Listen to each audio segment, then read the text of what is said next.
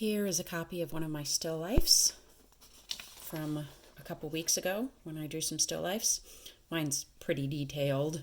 I chose to go over it with pen. It's not required that you go over it with pen. It could just all be done in pencil, but I like the look of the black against the white. And now for this week, I'm going and I'm adding my textures from last week. So these are my textures. Oh, you can see some of them. The camera's a little close here. Whoops. So I've got some of them. I labeled what I think they kind of look like or what I was trying to do underneath them. So now I've got to choose which ones I'm going to do.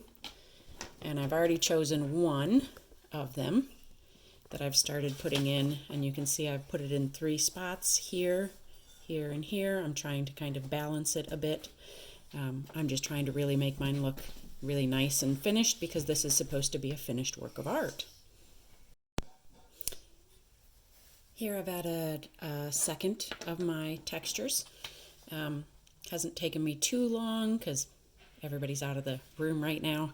Just so you know, if it looks like this stuff is all easy for me during this quarantine, it's not. I'm just doing the best that I can, like a lot of you guys are.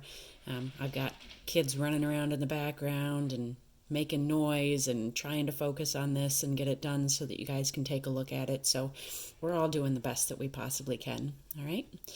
So the other texture that I chose is the one that I thought kind of looked like strawberry seeds a little bit. And again, I chose to put them in a couple different spots just so that they're kind of balanced. I did put some cross hatching here, which is not on my sheet, but I thought it needed a little bit of darkening in there. And you can certainly add as many textures or patterns in addition, even if they're not on your sheet.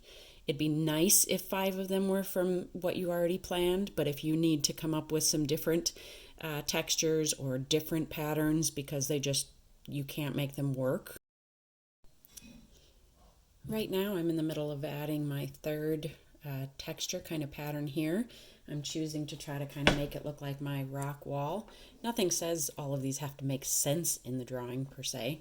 I'm just figuring out which areas in my picture I think it's easiest for me to put some of the textures.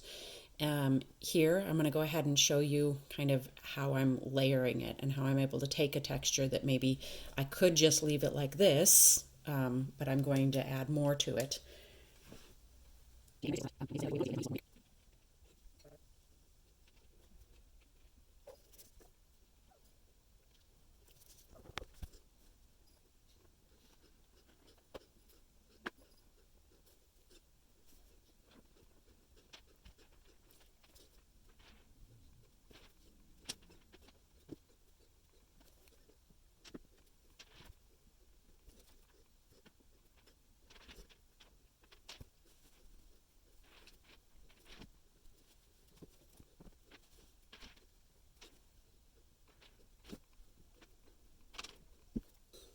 All right, so there is the stonework on the end of the camera there.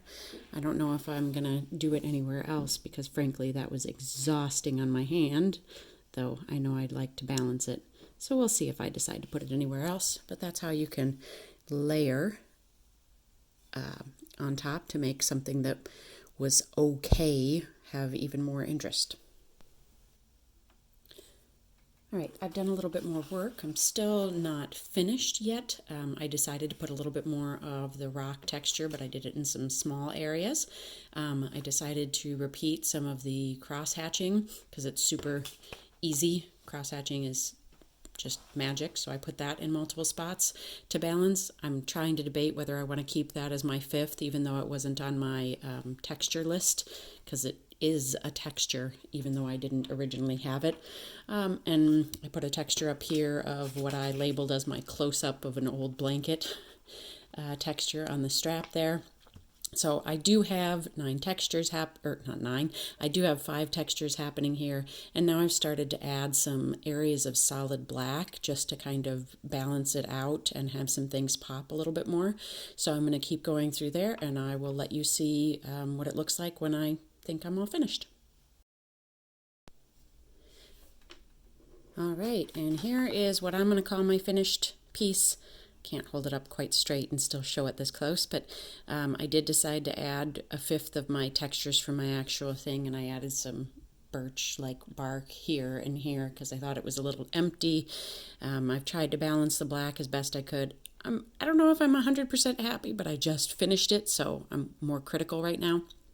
But I also don't want to overdo it and add stuff too much and then have it be really lost.